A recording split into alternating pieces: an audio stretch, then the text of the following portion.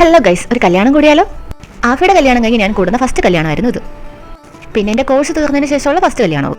ഇത്രയും നാള് ഇവിടെ പരീക്ഷ, അവിടെ കല്യാണം, അങ്ങനെ കല്യാണം, പരീക്ഷ, പരീക്ഷ, കല്യാണം. കാലത്തെ തന്നെ നേരം വെളുത്തുകൊണ്ട് നേരം വെളുത്തപ്പോഴേ ഞാനങ്ങ് ഇറങ്ങി. കടുത്തുരുത്തി എന്ന സ്ഥലത്തായിരുന്നു കല്യാണം.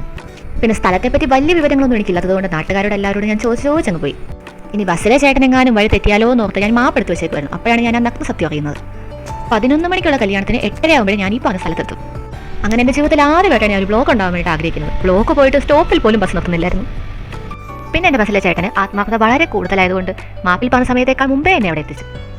സമയത്തിന് എത്തിയാൽ അതിനെ പഞ്ച്വാലിറ്റി എന്ന് വിളിക്കാം. ഒരു ദിവസം മുമ്പേ എത്തിയാൽ അതിനെ എന്ത് വിളിക്കാനാ? ഒന്നും വിളിക്കാനില്ല, സഹിക്കുക.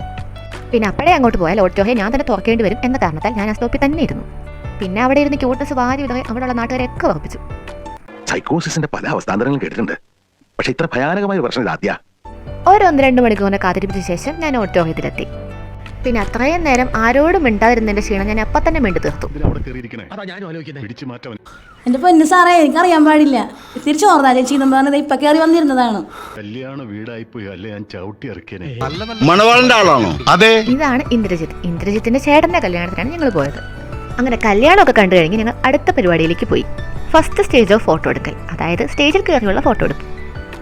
അങ്ങനെ ഗിഫ്റ്റൊക്കെ കൊടുത്ത് ഫോട്ടോ ഒക്കെ എടുത്ത് ഞങ്ങൾ ആ മഹനീയ സംഭവത്തിലേക്ക് കടന്നു. വേറെ എന്താ, ഫുഡ് കഴിക്കൽ. ഒരുപാട് സദ്യകൾ കഴിച്ചിട്ടുണ്ടെങ്കിലും ഒരു കല്യാണ സദ്യ എൻ്റെ ജീവിതത്തിൽ ആദ്യമായിരുന്നു. അതുകൊണ്ട് തന്നെ വളരെയധികം എക്സൈറ്റഡ് ആയിരുന്നു. പിന്നെ 7 മണിക്കേ വീട്ടിൽ നിന്ന് ഇറങ്ങിയത് കൊണ്ട് വിശപ്പേ ഇല്ലായിരുന്നു.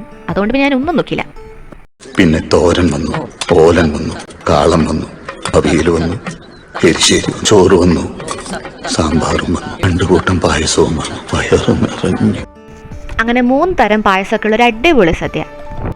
എന്താണെന്നറിയില്ല, കണ്ണാടി കണ്ടാൽ ഫോട്ടോ എടുത്തില്ലെങ്കിൽ ഒരു സമാധാനം കിട്ടില്ല. പിന്നെ ഫോട്ടോ എടുക്കാമെന്ന് വന്ന് വീഡിയോ എടുത്ത് അവളെ ഞാൻ പറ്റിച്ചു. പിന്നെ തലങ്ങും വിലങ്ങും ഫോട്ടോ എടുപ്പായിരുന്നു. ഇതുപോലെ ഓരോ ഫംഗ്ഷനും എടുത്തു കൂട്ടുന്ന ഫോട്ടോസ് പിന്നീട് കാണാറേ ഇല്ല എന്നാണ് ഇതിലെ ഹൈലൈറ്റ്.